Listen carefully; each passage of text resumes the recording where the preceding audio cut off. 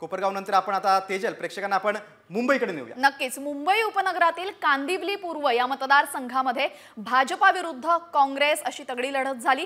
मात्र यामध्ये भाजपाच्या उमेदवाराचं पारडं जड दिसतंय।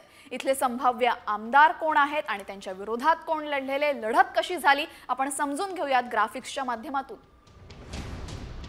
या मतदारसंघात कांदिवली पूर्व मध्ये भाजपचे अतुल भातखळकर हे संभाव्य आमदार म्हणून चित्र समोर येते। काँग्रेसच्या कालू बढेलिया यांना मागे टाकत अतुल भातखळकर यांनी विजय मिळवलेला आहे। संभाव्य आमदार म्हणून मतदारांनी कांदिवली पूर्वच्या त्यांच्या नावावर पसंती दिलेली आहे।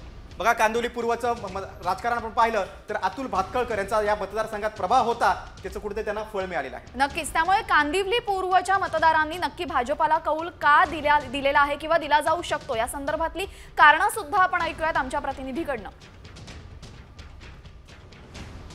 कांदिवली पूर्व मतदारसंघातील भाजपचं वर्चस्व कायम असून यावेळेला भाजपचे अतुल भातखळकर इथून विजयाची हॅट्रिक संपादित करतील अशीच शक्यता आहे। त्यांच्या विरोधात काँग्रेसने काळू बुधेलिया यांना मैदानात उतरवलंय। मात्र गेल्या 2 निवडणुकांचा निकाल बघता भाजपचे अतुल भातखळकर यांचं पारडं जड दिसतंय।